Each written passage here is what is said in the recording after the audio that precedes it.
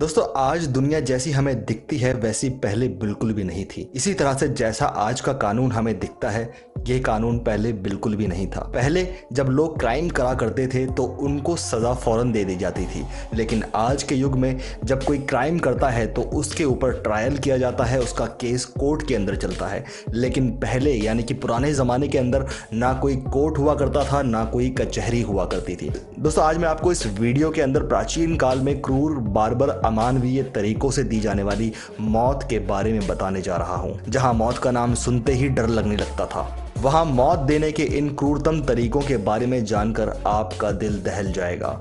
दोस्तों प्राचीन काल में अपराधियों को और दुश्मनों को मौत देने के लिए ऐसे तरीके इस्तेमाल किए जाते थे जिसमें आदमी तिल तिल करके करोड़ों बार मरता था। प्राचीन काल के इंसानी इतिहास में मौत देने के इनसे ज्यादा क्रूर, बार्बर, अमानवीय, हिंसक और असहनीय तरीके नहीं हो सकते थे। दोस्तों आप इस वीडियो को एंड तक जरूर देखिएगा। दोस्तों इस वीडियो को लाइक जरूर कर दीजिएगा और साथ में चैनल को सब्सक्राइब कर लीजिए और बाजू वाला घंटी का बटन दबा करके ऑल नोटिफिकेशंस को ऑन कर लीजिए ताकि आपको सबसे पहले वीडियोस मिल सकें। नाव में नरक का एहसास। दोस्तों ये सज़ा प्राचीन फारस यानी कि ईरान में दी जाती थी। इसमें अपराधियों को एक नाव में बांध दिया जाता था और उसे ज़बरदस्ती ढेर सारा दूध और शहद पिलाया जाता था ताकि उसे लूज मोशन स्टार्ट होने शुरू हो जाए। फिर उसके शरीर पर भी दूध और शहद डाल दिया जाता था। दोस्तों नाव जंगल के बीच एक तालाब में छोड़ दी जाती थी। दूध और शहद कई तरह की चींटियों, कीड़े मकोड़ों को आकर्षित करता था।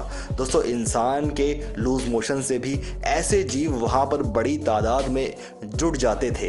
करोड़ों की संख्या में ऐसे कीड़े मकोड़े उस इंसान को काटने लगते थे। धीरे धीरे उसका शरीर सड़ने लग जाता था।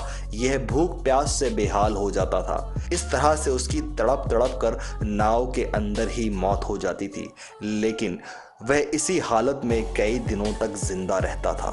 हाथी के पैरों तले रौंदवाना। दोस्तों ये सज़ा प्राचीन काल में साउथ एशिया और साउथ ईस्ट एशिया में दी जाती थी।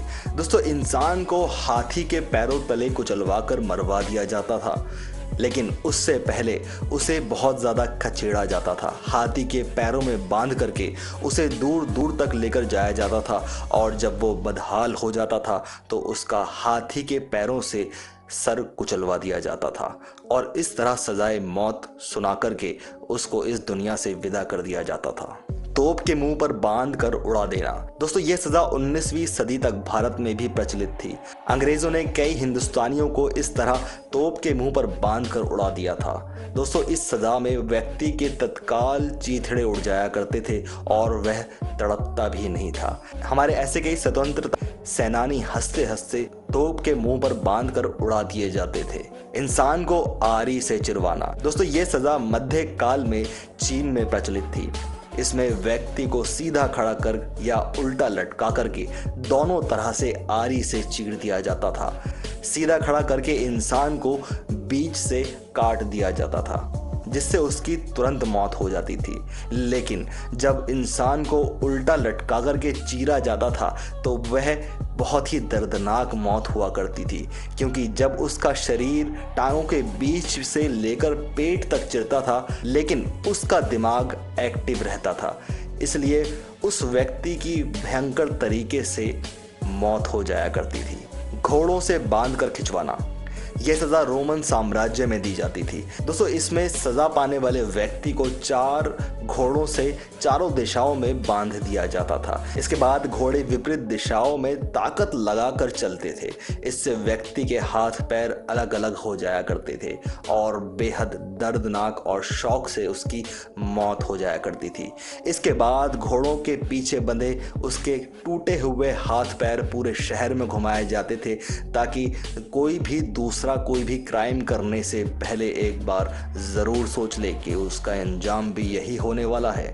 खौलते कड़ाहे में बैठ करके मारना। दोस्तों ये सज़ा बहुत देशों में प्रचलित थी। इसके लिए कड़ाहे में पानी या तेल भर दिया जाता था और व्यक्ति को बिठाकर नीचे से आग लगा दी जाती थी।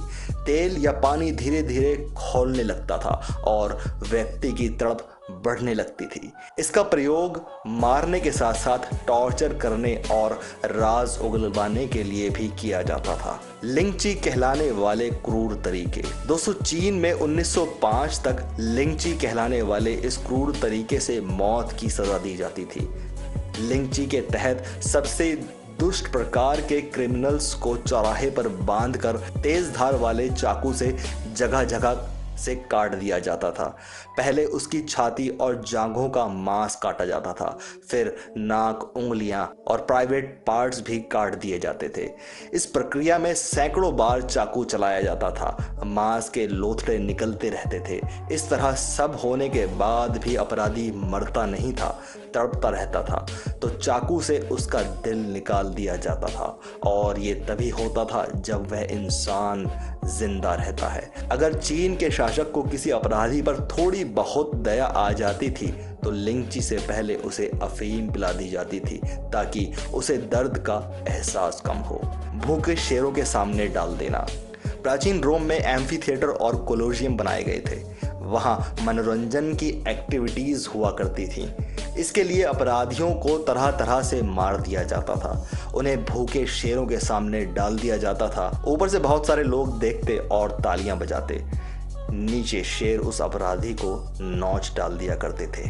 ये दर्दनाक सजा इतनी खतरनाक होती थी कि अपराधी कोई भी जुर्म करने से पहले 100 बार सोचा करता था। भट्टी पर तड़पा तड़पा कर मारना। ये आग में जलाने से भी ज्यादा क्रूर होता था क्योंकि इसमें धीरे धीरे तड़प कर मौत हुआ करती थी। इसमें भट्टी जैसी संरचना पर व्यक्ति को लिटाकर नीचे से कोयले जलाए जाते थे। जब कोयलों की आंच बढ़कर इंसान के शरीर तक पहुंचती तो वह धीरे धीरे गर्म होकर जलने लग जाता था और चीखें मारकर अपनी माफी की गुहार करा करता था। सांड के भीतर ठूस कर भूनना। यह सजा एथेंस में दी जाती थी। दोस्तों, इसके तहत आदमी को एक मेटल के बने खोखले सांड में ठूस कर ढक्कन बंद कर दिया जाता था। इसके बाद नीचे आग लगा दी जाती थी। आग में मेटल धीरे धीरे तड़प कर लाल होने लग जाता था और अंदर बंद आदमी तड़प तड़प कर मरने लग जाता था। दोस्तों, सांड का मुंह खुला रहता था जिससे होकर इंसान की चीखें बाहर आती थीं और उसके आसपास खड़े लोगों के रोंगटे खड़े हो जाते थे। बांसों से बने नोजों के ऊपर फेंकना। प्राचीन काल में यह सजा एशिया में प्रचलित थी। बांस जब बढ़ते थे तो उनके सिर नुकीले हो जाया करते थे। इन पर लिटाकर अपराधी को बांध दिया जाता था। जब धीरे धीरे व्यक्ति के शरीर को छेदते हुए ये बढ़ने लगते थे, यही नहीं, वह जल्दी से मरते नहीं थे। इसके लिए अपराधी को खाना पीना भी दिया जाता था। इससे व्यक्ति बहुत लंबे समय तक तड़प तड़प कर चीख पुकारे करके मरता था। दोस्तों, आज के लिए बस इतना ही। नेक्स्ट वीडियो में आपके सामने फिर हाजिर होऊंगा। तब तक के लिए धन्यवाद।